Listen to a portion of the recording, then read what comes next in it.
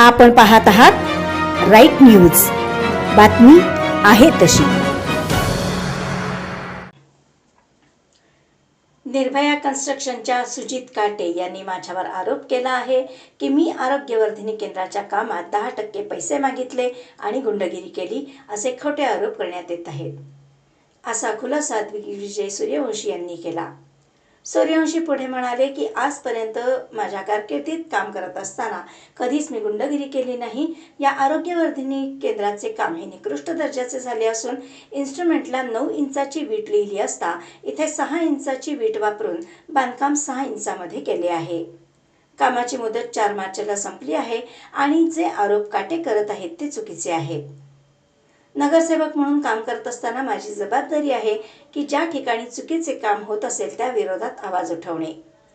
150 दिवसात काम करणे बंधनकारक असताना काटे यांनी ते पूर्ण केले नाही, त्यामुळे प्रशासनाने सुजित काटे यांच्यावर कारवाई करावी आणि जे काम केले आहे ते निकृष्ट दर्जाचे झालेले असून ते झाकण्यासाठी मी दिलेले पत्र थांबवण्यासाठी काटे हे दबाव तंत्र वापरत आहेत।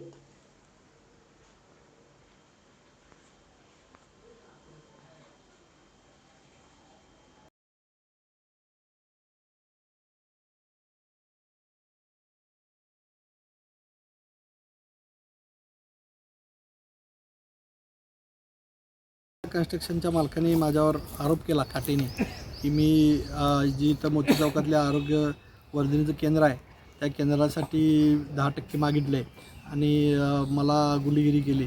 आजपर्यंतच्या कारकिर्दीमध्ये काम करत असताना असं कधी गुंडगिरी केलेली नाही।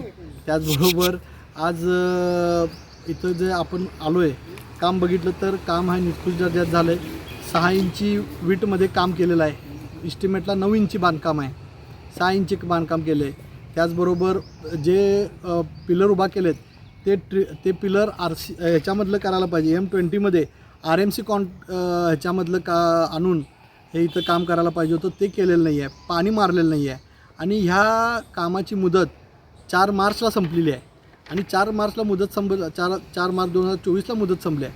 आणि माझं पत्र आयुक्त साहेबांना हे गेलेलं आहे ते 14 तारखेला 14/3ला, म्हणजे यांची कामाची मुदत संपल्यावर गेलं आहे आयुक्तांना पत्र आणि परत रिमाइंड 16/4ला गेलं आहे। तर त्यांनी हे आरोप केलेत, हे चुकीचं आहे। मी आज माझ्या भागामध्ये काम करत असताना, इथं नगरसेवक म्हणून काम करत असताना, जनतेचं प्रतिनिधित्व म्हणून काम करत असताना जिथं मला काही काम चांगले झालेलं दिसत नाही ते जबाबदारी माझी आहे। मी तर मला दिसलं हे आरोग्यवर्धिनी मंजूर करत असताना 15 आरोग्यवर्धिनी आल्या, त्यातलं इथं आपण हे आरोग्यवर्धिनीचं काम इथं चालू केलं। त्या कॉन्ट्रॅक्टरना 150 दिवसाची मुदत होती, त्यांनी ते काम पूर्ण केलं नाही, काम निकृष्ट दर्जात झालं। मग मी लोकप्रतिनिधी म्हणून बघायचं नाही का या गोष्टीला? आणि न बघता जर काही झालं तर लोक आम्हालाच विचारणार काम निकृष्ट दर्जात झाले, तुम्ही काय करत होता? त्यामुळे मी आयुक्तांना एवढंच पत्र दिलं की कामात दर्जा बघावा आणि त्याचं बिल अदा करावं। कुठे त्यात हे जे संबंध आहे आणि त्याची जी आत्ता हे दिसते लोकांना किंवा आता निकृष्ट दर्जात काम झालं हे त्याचं काम झाकण्यासाठी दबाव तंत्र वापरण्यासाठी माझं पत्र आहे, ते पत्र शांत राहण्यासाठी त्यांनी दबाव माझ्यावर तंत्र वापरण्याचं त्यांनी काम केलं आहे। पण मी एक कार्यकर्ता आहे, मी कुणाला कुठल्या दबावाला घाबरत नाही। जे योग्य आहे ते योग्य आहे, अयोग्य आहे ते अयोग्य आहे। आणि मी आयुक्तांनाही करून सांगितलं आहे की ह्याची शहानिशा व्हावी कामाची। त्याचबरोबर त्याचं बिल रनिंग बिल उतरवलं आहे, ते कसं उतरवलं त्याची चौकशी व्हावी। आणि आत्तापर्यंत मला लोकांचे फोन आलेले आहेत, कामं बाहेर केलेले आहेत, त्याच्या कामाची त्याची चौकशी व्हावी। आता त्याने अनेक आरोप केला की इथं गेट बंद आहे, तर गेट तर कुलूप आहे, तर तुम्ही बघितलं कुलूप असलं तरी ते गेट उघडते। त्याचबरोबर एक सळीचे चला आहे ती त्याच्याकडेच किल्ली आहे, सगळ्या त्याच्या कामगारांकडे होती। एक इथलं आरोग्याचं आपले सामान ठेवतात त्यांच्याकडे होती, त्याची किल्ली त्यांनीच घेतली। आता माझ्या सळ्या चोरल्या गेल्या काय म्हणून इथं ते गेले, आत्ता सळ्या इथंच आहे, सामान इथंच आहे।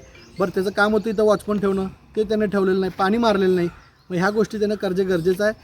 मी त्याच्या आरोपाचं खंडन करतो आहे। हा त्याचा ब्लॅकमेलिंगपणा आहे की ह्याचं काम झाकून जावं यासाठी, आणि त्याची मुदत 4 मार्चला संपली आहे। तर प्रशासनानं ते मुदत संपलेली आहे आणि काम पूर्ण झालेलं नाही आहे, त्याच्याबद्दलही त्याच्यावर कारवाई करावी अशी माझी मागणी आहे। आपण पाहत आहात राईट न्यूज, बातमी आहे तशी।